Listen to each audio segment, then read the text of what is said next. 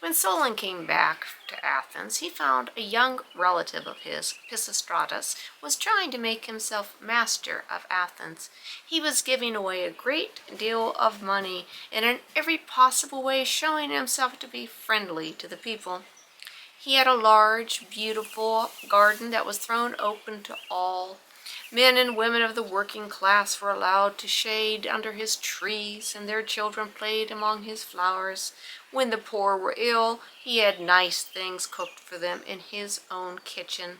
Often in the heat of summer, he would send to the sick a present of snow, which was a rare luxury indeed.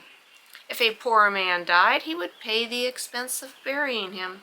Poor people in Athens were very much pleased by this, because they believed if a person were not properly buried, they would have to wander 100 years up and down the banks of the river Styx. One day, after all this kindness and generosity made him the idol of all the Athenians, he drove into the marketplace, and a crowd immediately assembled around him, for they saw something was wrong. In a dramatic show, he pointed out wounds that he had received while traveling. "Men of Athens, these wounds I got because I spoke for the people."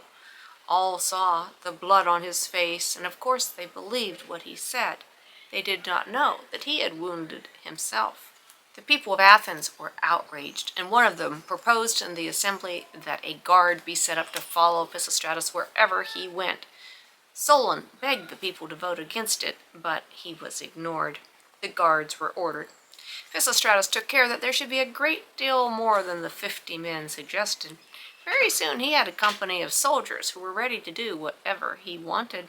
So just as Solon had feared, Pisistratus seized the Acropolis, the high rocky hill, which was the citadel of Athens, and he made himself master of the city. After a while the people grew tired of Pisistratus, and he was forced to leave Athens. However, he did not give up, and eventually he came up with another trick to dupe the Athenians. He came back into Athens in his chariot with a tall, beautiful girl at his side, dressed in full armor. It was said to be Athena herself who wanted Pisistratus back in Athens. When the people saw this, they cheered and welcomed their friend back. But soon he showed his true colors, and he was banished a second time. But once again he recovered his power, and from that day to the day of his death he held full sway over the city. All the states in Greece had become republics, except Sparta. When anyone took the power of a king in any of these states, he was called a tyrant. Thus Pisistratus was called the Tyrant of Athens. Yet he was by no means as harsh as that title means now. He was very strict. When he got control of Athens, it was full of lazy people who lounged all day about the marketplace. He put all such people to work upon the roads or public buildings. There were no public schools or libraries, but he did his best to give the people a chance to read and to educate themselves. Books in his days were not printed, but written by hand, and they were expensive and very hard for people to get. He had a large collection of books, and he invited all people, rich or poor, to come to his library and read them. For more than 200 years before his time, the poems of Homer had been recited all over Greece. Traveling minstrels sang them before guest and banquet halls, or before public gatherings.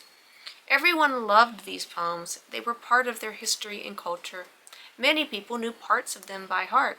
Pisistratus hired educated men to write them down and put them in proper order. The verses about the Trojan War were put into proper order and formed into a poem called the Iliad, and those about the wanderings of Odysseus as he tried to get back home from the Trojan War were called the Odyssey. Many feel that Athens never had a wiser or better ruler than Pisistratus. He died in 527 BC.